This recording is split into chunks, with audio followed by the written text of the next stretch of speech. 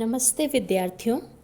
हम लोग अर्थ परिवर्तन की दिशाओं पर विचार कर रहे थे और हमने आपको यह बताया था कि अर्थ परिवर्तन की दिशाओं के 3 बिंदु हैं जिनके कारण अर्थ परिवर्तन होता है।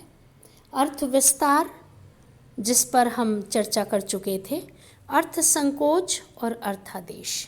तो आज दूसरे बिंदु पर हम चर्चा करेंगे, वह है अर्थ संकोच। विद्यार्थियों, अर्थ संकोच जो है वह अर्थ विस्तार का एकदम विलोम है, एकदम उल्टा है। संकोच यानी संकुचित हो जाना। इसमें अर्थ की परिधि पहले तो विस्तृत थी लेकिन अब संकुचित हो गई है।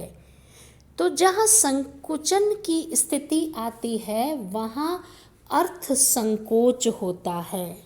उदाहरण के लिए समझिए विद्यार्थियों कि एक शब्द है मृग। संस्कृत में मृग शब्द का मूल अर्थ है पशु। फिर अब मृग पहले शिकार खेलने के लिए मृगया, पशुओं के राजा, सिंह के लिए मृगराज इत्यादि शब्द का प्रयोग होने लगा और आगे चलकर इस अर्थ में संकोच हो गया और सभी पशुओं का वाचक यानी सिंह, मृग, शिकार, मृगया, इन सब का वाचक शब्द मृग अब केवल हिरण के रूप में ही प्रयुक्त हो रहा है। इसलिए यहाँ अर्थ का संकोच हो गया है। यह अर्थ संकोच वास्तव में सामान्य से परिवर्तित होकर विशेष हो जाता है और जब विशेष हो जाता है तो सामान्य पशु से यह विशेष पशु हो गया। भाषा विज्ञान में विद्यार्थियों यह कहा भी जाता है कि भाषा में मूलतः शब्द सामान्य के लिए थे और अर्थ संकोच के द्वारा धीरे धीरे शब्दों का निर्धारण हुआ और अर्थ संकोच भाषा की अभिव्यंजना शक्ति की संपन्नता का द्योतक हो गया। अब विद्यार्थियों एक और उदाहरण आप समझिए। जलज। जलज मूलतः जल में उत्पन्न होने वाली किसी भी चीज़ का वाचक रहा होगा जो जल में उत्पन्न हुई होगी। जैसे पंकज पंख में जन्मने वाली हर चीज़ थी किंतु बाद में उसका अर्थ संकोच हुआ और ये दोनों शब्द अब केवल कमल के ही वाचक रह गए। इसी तरह से एक और उदाहरण है विद्यार्थियों। शब्द है विद्यार्थी। विद्यार्थी मूलतः वे सभी लोग हैं जो विद्या प्राप्त करना चाहते हैं, चाहे वे स्कूल में पढ़ते हों या न पढ़ते हों या सेवानिवृत्त हो गए हों या बड़े हों या जो हर समय शिक्षा प्राप्त करना चाह रहे हों, जहाँ उम्र का कोई अंतर न हो। लेकिन अब यह शब्द अर्थ संकोच के कारण, देखिए विद्यार्थियों, अर्थ संकोच के कारण छात्र का समानार्थी हो गया और यह विशेष हो गया। ठीक इसी प्रकार से विद्यार्थियों एक और उदाहरण समझ लीजिए। जैसे शब्द है मंदिर। मंदिर मूलतः कोई भी भवन जो देव भवन था, अब वह मंदिर केवल देवताओं के निवास करने का स्थान मंदिर विशेष हो गया और वह मंदिर देव भवन के रूप में हो गया। पहले भवन था और अब देव भवन के रूप में प्रयुक्त हो गया। जैसे विद्यार्थियों एक और उदाहरण हमने इससे पूर्व में भी समझाया था। सब्जी, सब्जी हरी सब्जी, मूलतः हरियाली से जुड़ी हुई थी हरी सब्जी। लेकिन अब उस हरी सब्जी के स्थान पर आलू की सब्ज़ी, मटर की सब्ज़ी, गोभी की सब्ज़ी, पनीर की सब्ज़ी, ये सारी सब्जियां आ गई और हरियाली से उसका अर्थ रह गया और अब वह सब्जी के रूप में प्रयुक्त होने लगा। एक और उदाहरण से समझिए विद्यार्थियों, शब्द है वेदना। वेदना मूलतः सुखद वेदना या दुखद वेदना।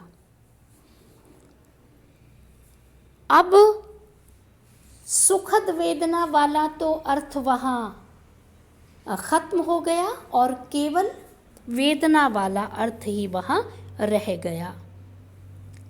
इस प्रकार से आप देखिए विद्यार्थियों, बहुत सारे ऐसे उदाहरण हैं जो कि पूर्व में ज़्यादा विस्तार लिए हुए थे, लेकिन बाद में उनका संकोच हो गया और संकुचित हो करके वे सामान्य से विशेष हो गए। जैसे हमारे यहाँ शब्दों का अर्थ धीरे धीरे बीतने के साथ परिवर्तित होते होते संकुचित हो जाता है। उपसर्ग आचार, सदाचार, दुराचार, प्रत्ययों में हम कहते हैं, प्रत्यय हैं कुटी, कुटीर, देग, देगचा, बाग, बगीचा। विशेषण है अंबर, नीलांबर, पीतांबर, श्वेतांबर, घोड़ा, लाल घोड़ा, काला घोड़ा, छोटा, बड़ा, तेज इत्यादि। तो भाषा वैज्ञानिक कहते हैं कि गणित और समीकरण में, काव्य शास्त्र में जिसे हम व्युत्पत्ति कहते हैं, ध्वनि, गुण, व्याकरण इत्यादि में नामकरण होने के बाद वह कुछ संकुचित हो जाता है और विस्तार लेने वाला शब्द संकोच होकर के अर्थ संकोच के अंतर्गत आता है। विद्यार्थियों, इस बिंदु के साथ यह बात भी जुड़ी हुई है कि अन्य भाषा से जो शब्द ग्रहण किए जाते हैं, जो मूल भाषा के सभी अर्थों में दूसरी भाषा में प्राय नहीं होते, कुछ सीमित अर्थों में हो जाते हैं। जैसे अंग्रेज़ी में कॉलर का प्रयोग और उसके बाद हिंदी में यदि वह प्रयुक्त होता है तो वह अलग रूप में आ जाता है। बहुत सारे शब्द फैशन और व्यवहार के कारण संकुचित हो जाते हैं और इस कारण अर्थ में संकोच आ जाता है। तो भाषा परिवर्तन की दिशाओं में यह अर्थ संकोच दूसरा बिंदु है जो विस्तार के साथ, विस्तार के बाद विस्तार का विलोम होकर अपने सामान्य से विशेष हो जाता है और वह एक ही रूप में बंध जाता है। तो यहाँ पर अर्थ संकोच होता है। तो विद्यार्थियों, ये ध्वनि परिवर्तन की दिशाओं का दूसरा बिंदु था। ध्वनि अर्थ संकोच। तीसरा बिंदु है विद्यार्थियों अर्थादेश। अर्थादेश से क्या तात्पर्य है यह भी समझ लीजिए। भाव साहचर्य के कारण कभी कभी शब्द के प्रधान अर्थ के साथ एक गौण अर्थ भी चलने लगता है और कुछ दिन में ऐसा होता है कि प्रधान अर्थ तो धीरे धीरे लोप हो जाता है और गौण अर्थ प्रयुक्त होने लगता है। इस प्रकार अर्थ के लोप होने को और नवीन अर्थ आ जाने को अर्थादेश कहते हैं। उदाहरण के लिए समझिए विद्यार्थियों, एक शब्द है गवार। गवार शब्द से तात्पर्य है गांव वाला, यानी जो गांव में रहने वाला सीधा साधा व्यक्ति है। लेकिन अब वह गवार जो शब्द है वह असभ्यता का वाचक हो गया और उसे गवार के रूप में, यानी उसकी जो वाकई विशेषता थी उससे वह दूसरा अर्थ देने लगा है। इसी प्रकार से एक और शब्द है तिलांजलि देना। तिलांजलि से तात्पर्य विद्यार्थियों मूलतः किसी भी व्यक्ति की मृत्यु होने के बाद में जो तिल और पानी हाथ में लेकर मृतक के नाम पर छोड़ देते थे, वह तिलांजलि के रूप में प्रयुक्त होता था। और अब यह तिलांजलि देना, किसी भी काम से मुक्त हो जाना, किसी भी काम को छोड़ देना, किसी भी काम को बीच में छोड़ देना, तिलांजलि दे देने के रूप में प्रयुक्त होने लग गया है। ठीक इसी प्रकार से विद्यार्थियों एक और उदाहरण समझिए। शब्द है आकाशवाणी।